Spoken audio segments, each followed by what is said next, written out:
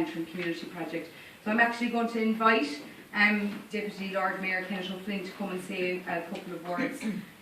So is that okay? Okay, that's great. Thank you very much. Thank you very much, ladies and gentlemen. I'm going to be very brief. You know, if I ruled the world, I'd make podiums a lot smaller.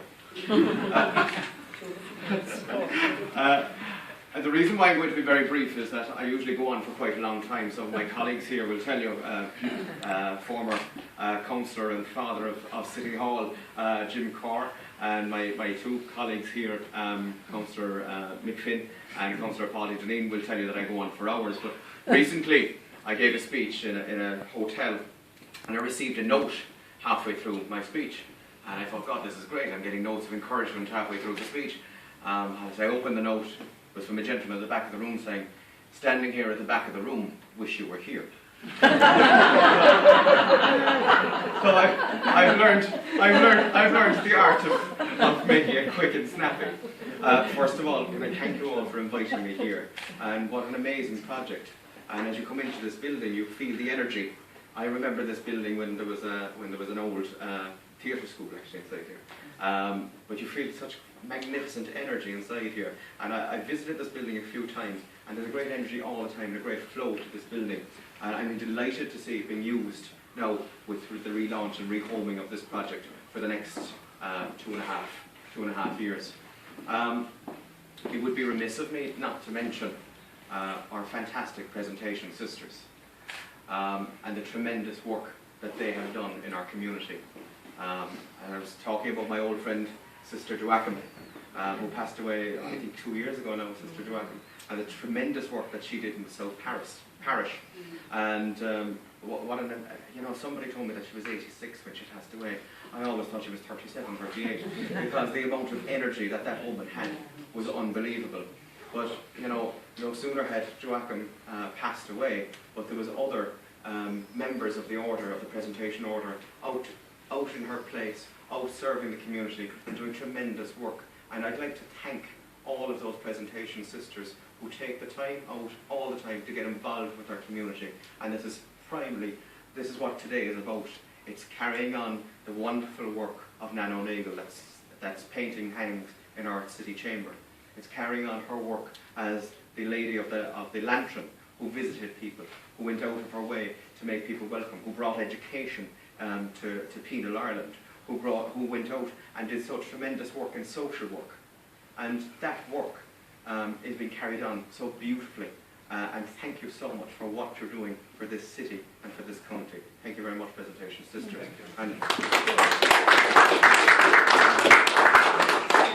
I was reading here, and it mentions no matter what their background, race or age. But isn't that a marvellous way to think?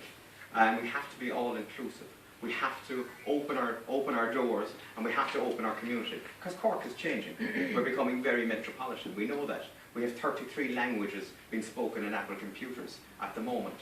We have good and bad in every society. We have good people, we have bad people in our own society.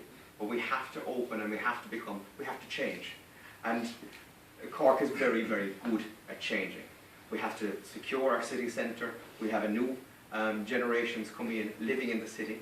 We have a tremendous amount of third level, well-educated, for want of a better word, foreigners coming into the city and making us a very interesting place to live. It's marvellous to walk around the city now on a Monday or Tuesday and hear so many different languages being spoken in our city centre. I think that's important, and I think projects like this and like this centre here and the work that goes on in the centre are vitally important, that we all integrate, we all work together, and we all think about our community and get involved in our community. Could I commend all of those who are presenting classes and going out, I believe Paddy Deneen said to me that I had to get my passport stamped and I only had an hour in the south side of the city. But I believe there's a tremendous amount of people coming from my own constituency in the north side, travelling over here and benefiting from their classes and the adult education. I think it's marvellous that nobody gets left behind, and that is what the presentation sisters are about, going out into the community and ensuring that nobody gets left behind. So thank you very much. I think I've probably gone on too long. Mick Finn is just writing a note at the moment to me. But thank you very much for what you're doing, and enjoy your rest of the evening. Thank you very much. So thank you very much for that, Deputy Lord Mayor. I'm going to have a little couple of words next. I normally don't write down speeches, but I'm afraid in my life I'd forget something, so I'm going to half read it and half talk from the heart.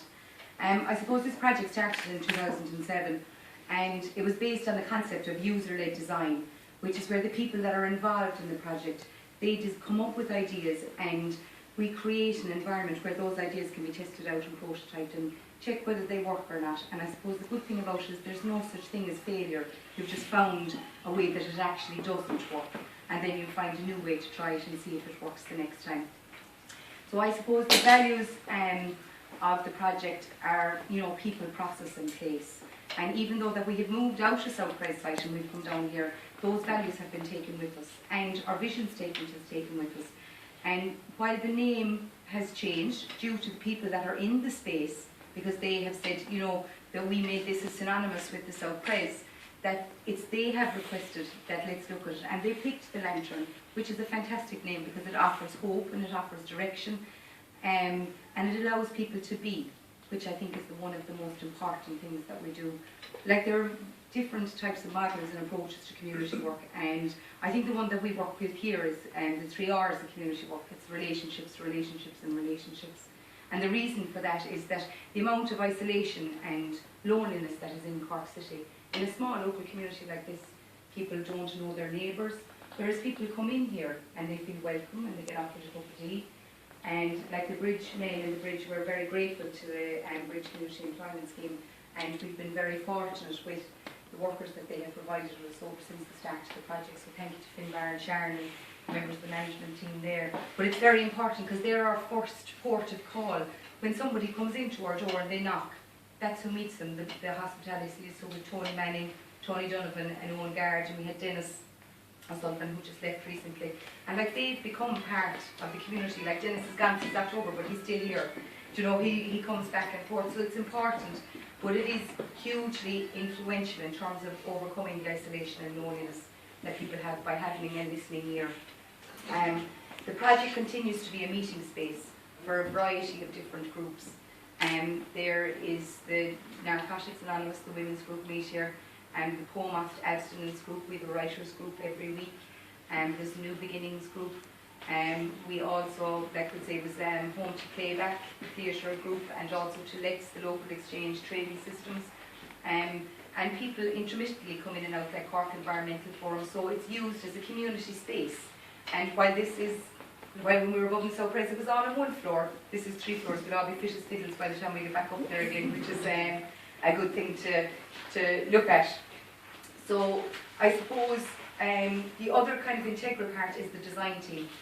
With the user-led design, we actually have a design team, which is kind of like a management committee, but it's where we kind of look at the ideas that people have suggested in the space, and we have a chat about them, see can they work. And within that design team, there are stakeholders from the different groups that are in the space, but also stakeholders like Dennis Barrett from the ETB, Megs from social or from the HSC, Mick Finn from Greenmount Youth Initiative, and he's with the Cork City Council. So we've a load of different people who are coming in and feeding into different agencies, and the tutors are represented, the groups are represented, and that works as a great growing ground for manifesting new ideas. The project is also a learning space, and I suppose we've been very fortunate with the funding and support we've received from Cork ETB in terms of providing us to be able to run the community education courses. A huge focus of our community education here has been on soft skills, which are actually the hardest skills to learn in life, and we have been very successful in collaborating with CHEP to offer a very comprehensive programme of personal development courses, men's health and well-being, women's health and well-being, coping with grief, loss and change. But it's all about empowering the individual, and when the individuals are empowered, communities are empowered because they can take more ownership over it. The project also has a creative space. The mosaic, which is on the actual bottom of our pull-up here, was a piece of work that was created by everybody who came into the South Price. Everyone who came in actually made a little disc, and it was all put into that mosaic. So even though that we've moved out of the South Price temporarily, we're holding on to our mosaic, it's staying with us. the whole way along. So like we'll say there are courses in creative expression, which is the drama and the arts. The ceramics course, you can actually see some of the ceramics work is actually back there. There's Darren is doing a ceramics course at the moment. We actually have a waiting list for a second one. We are also hosting Cork Migrant Centre, which is run by Sister Jo. So we can say thank you to Sister Jo for the beautiful flowers and to Agatha for those. And we also have got Greenmount Youth Cafe, which operates